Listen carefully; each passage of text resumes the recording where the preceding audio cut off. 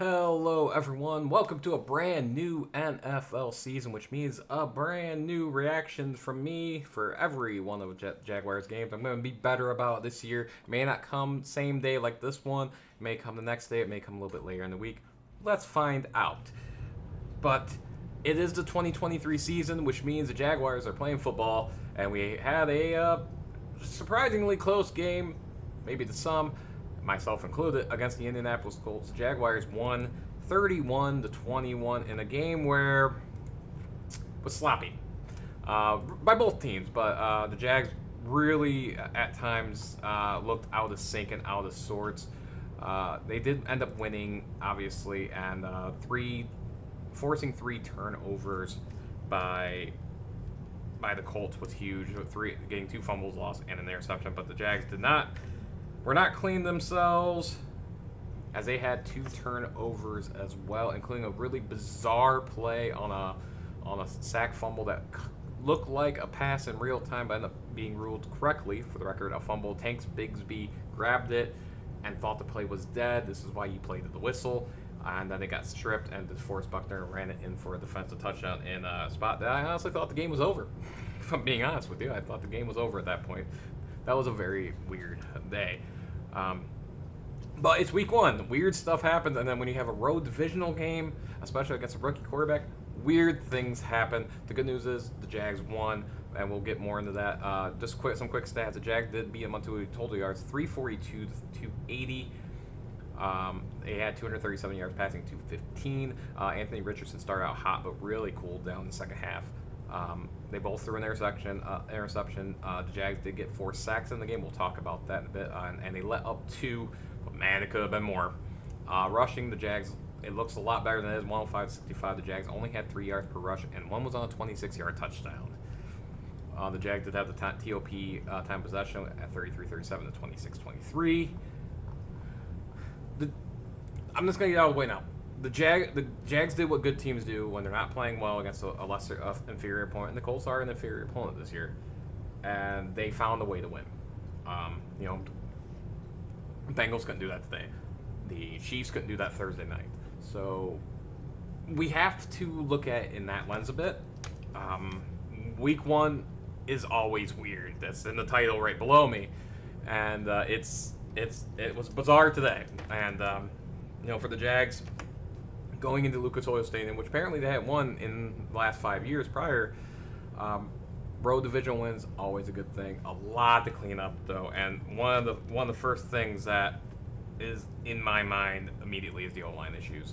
Losing Brandon Scherf hurts, and if he's out any length of time, and he's probably going to be. I have not done research and if they said anything yet, but that did not look good. I'd be surprised if he's back immediately.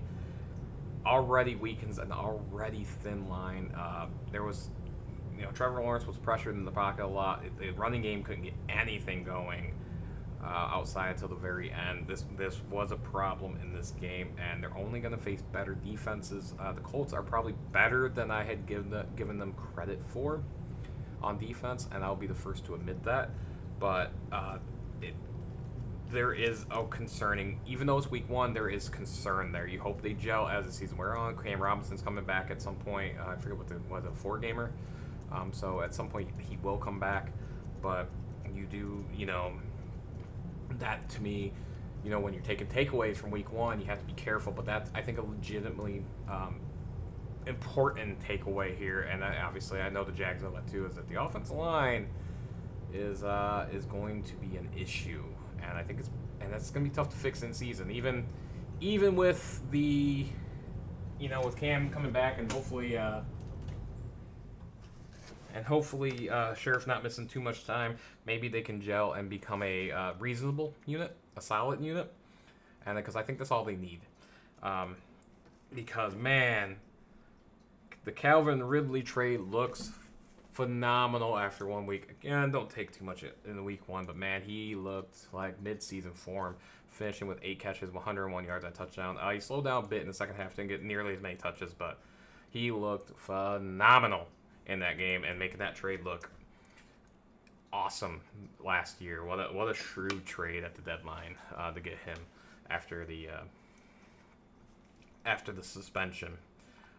He looked great. Trevor Lawrence had a solid day. 2 turnovers, although technically the one wasn't on him because of the weird fumble dynamic. But he did throw an interception that also, I think Big B did not have a good game. I think the other one was on him. Was it a drop or something? Maybe I could be misremembering. Or went through his hands or whatever. Either way, he had an interception and then the fumble, which wasn't really his fumble because Bigsby had it. Whatever. So, nonetheless. Let's talk about the defense for a minute. Josh Allen playing contract year football. Josh Allen had a monster game today, showing why he deserves a contract in his mind with 3 sacks on the day. Trayvon Walker also had a sack today, making up the 4 sacks the Jags got. They were all over the backfield. They played excellent football on the line outside of one real iffy section of the third quarter. Of the first drive of the third quarter for the Colts was not good.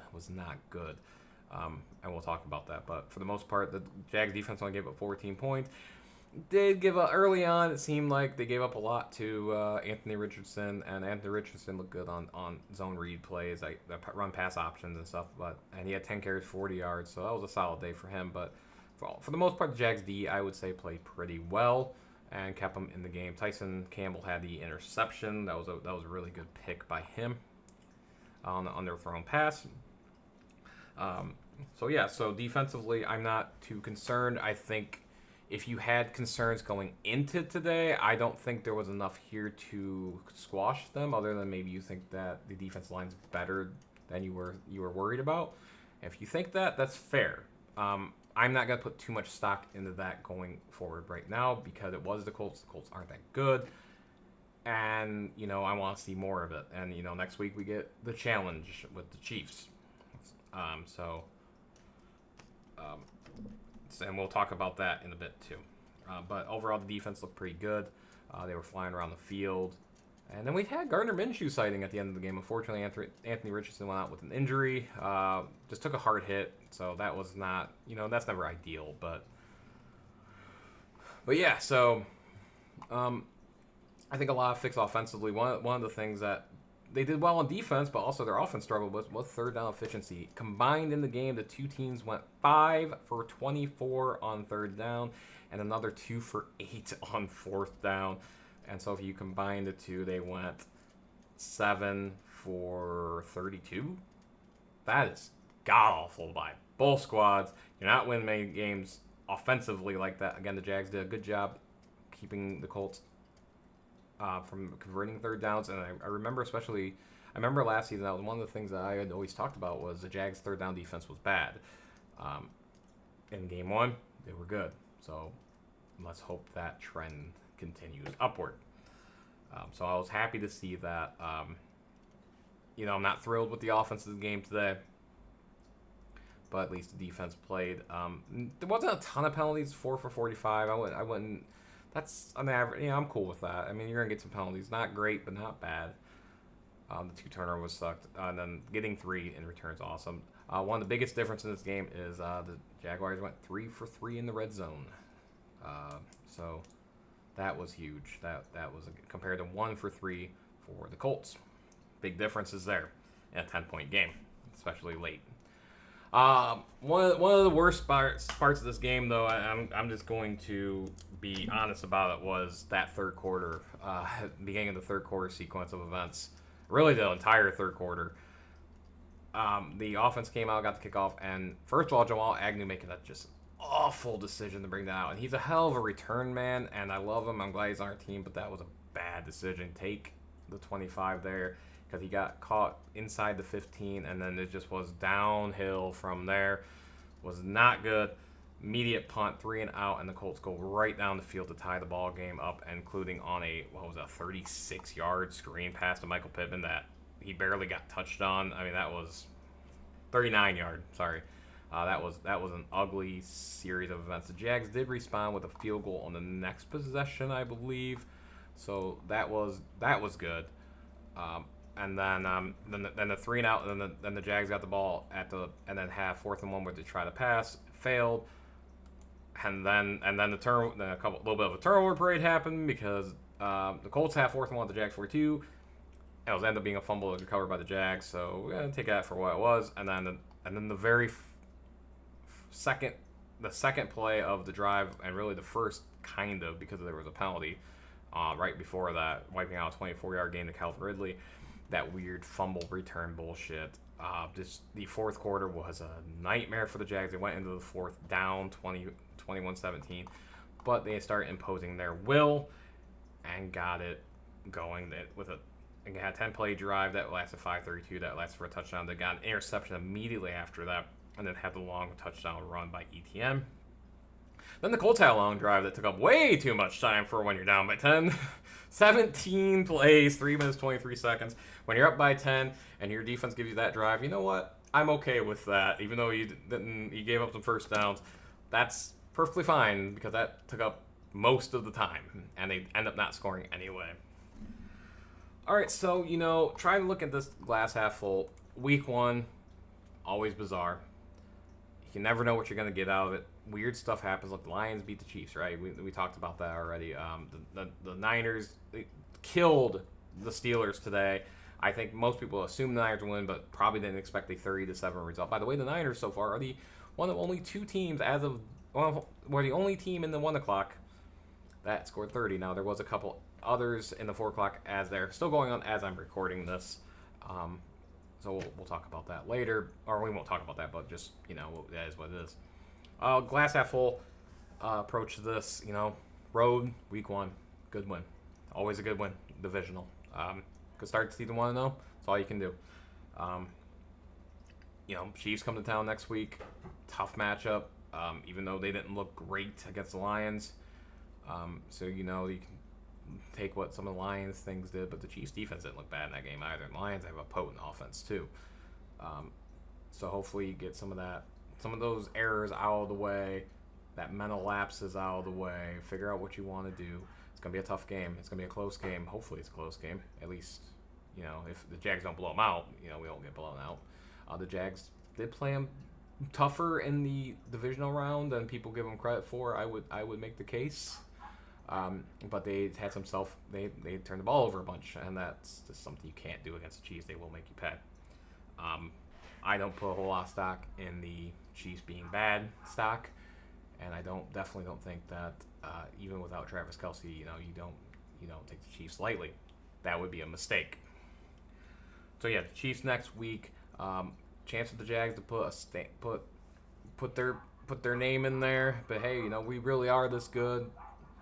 Oh, I guess the Jags scored 30. I didn't think about that. So the Jags scored the most points of any team in Week 1 in the 1 o'clock games. I'm talking sitting there how bad the offense is. So they still scored 31. That's a positive too.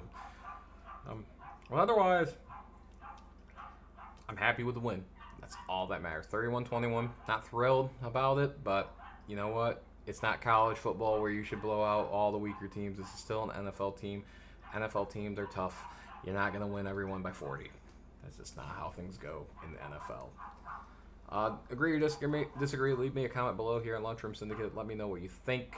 Remember, this is completely factual, not all subjective. Of course it is. Why wouldn't it be? Jags beat Colts. Ultimately, that's what matters. 1-0, baby. Until next time, everybody. Deuces.